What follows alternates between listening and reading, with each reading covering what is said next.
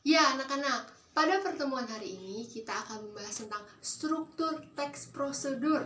Nah, sebelum masuk ke materi, apakah anak-anak ada yang mengetahui bagian-bagian dari teks prosedur? Tentunya anak-anak pasti pernah dong, atau pasti pernah membaca ataupun pernah membuat teks prosedur.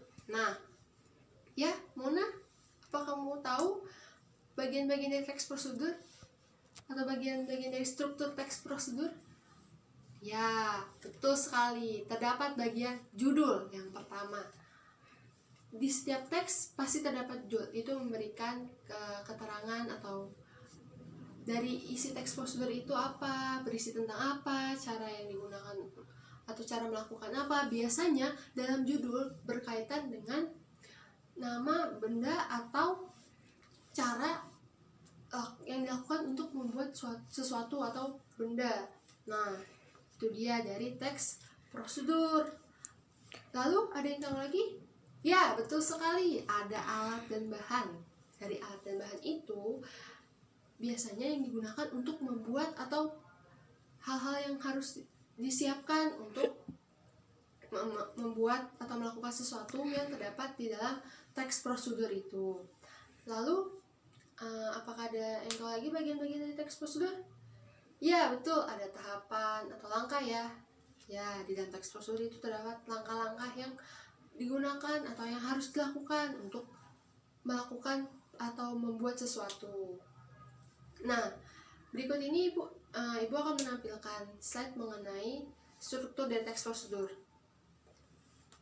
Ya, anak-anak, dalam teks prosedur dapat 4 bagian. Yang pertama adalah judul, yang kedua adalah tujuan, yang ketiga adalah alat dan bahan, yang keempat adalah tahapan. Nah, di bagian judul biasanya itu berkaitan dengan benda atau alat atau cara yang digunakan untuk melakukan sesuatu. Misalkan teks prosedur itu mengenai cara membuat nasi goreng. Nah, di situ diberi judul misalkan cara membuat nasi goreng spesial. Nah, spesialnya itu diberi penambahan untuk menjadi daya tarik ya. Lalu contoh lagi misalkan ketika anak-anak membeli barang seperti kipas angin atau meja atau benda-benda yang dirakit, itu biasanya terdapat judulnya misalkan cara untuk merakit atau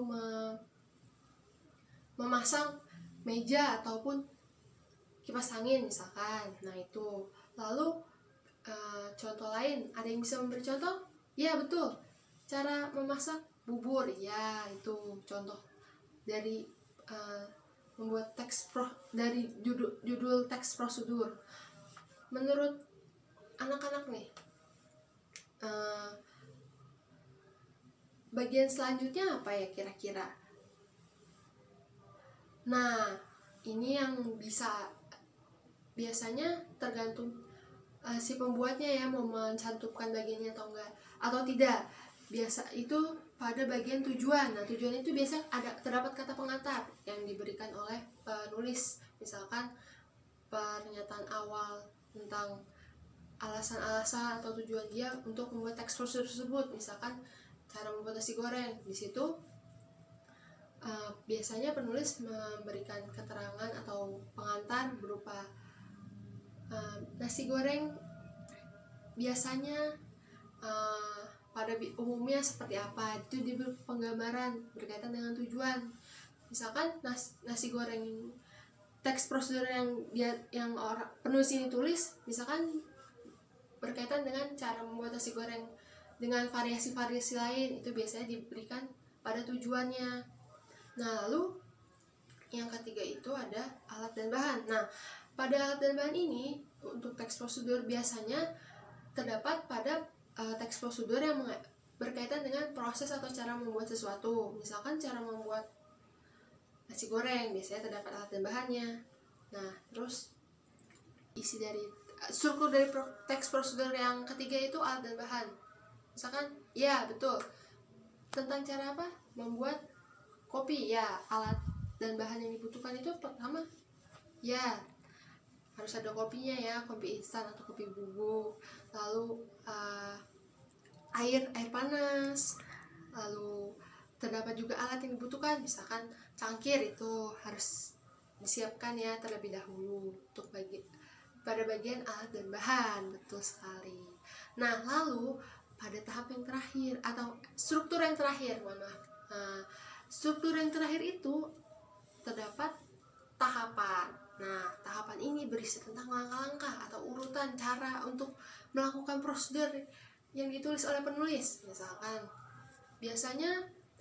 Misalkan cara membuat nasi goreng. Di dalam struktur tersebut terdapat langkah-langkah yang harus dilakukan untuk membuat nasi goreng. Misalkan pertama, menyiapkan bahan, lalu yang kedua menyiapkan bumbu-bumbu yang harus digunakan untuk membuat nasi goreng, lalu misalkan lagi cara menyalakan komputer, misalkan persiapan yang harus disiapkan. Yang pertama adalah tentang cara menyiapkan komputernya terlebih dahulu, lalu menghubungkan komputer dengan sumber listrik, kalau menekan tombol off, itu urutannya atau langkah-langkahnya. Nah, apakah ada pertanyaan berkaitan dengan bagian-bagian atau struktur dari teks prosedur?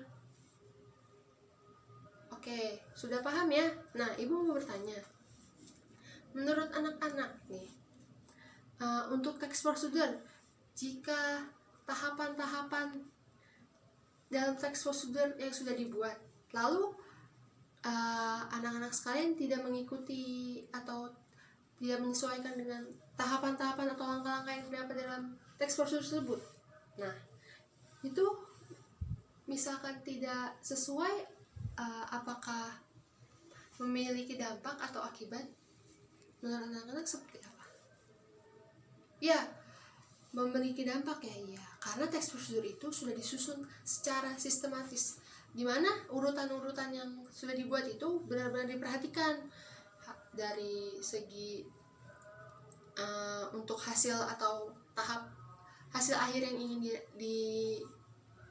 dihasilkan dari teks prosedur tersebut. Nah, misalkan cara membuat nasi goreng tidak sesuai urutan, itu tidak sesuai dengan harapan atau sesuai dengan langkah-langkah yang terdapat di dalam teks prosedur tersebut. Lalu misalkan menyalakan komputer, misalkan urutannya terbalik, menekan tombol on dulu, baru menghubungkan komputer ke aliran atau sumber listrik. Nah, itu akan berakibat komputernya tidak nyala kan, tidak bisa nyala, dan itu berakibatnya memiliki dampak tidak sesuai dengan tujuan atau yang sesuai yang diharapkan oleh penulis ataupun yang diinginkan oleh pembaca setelah mengetahui isi dari teks prosedur tersebut, karena tidak sesuai. Nah, seperti itu anak-anak. Apakah ada pertanyaan lagi? Oh, sudah cukup ya, sudah jelas ya. Oke, baik.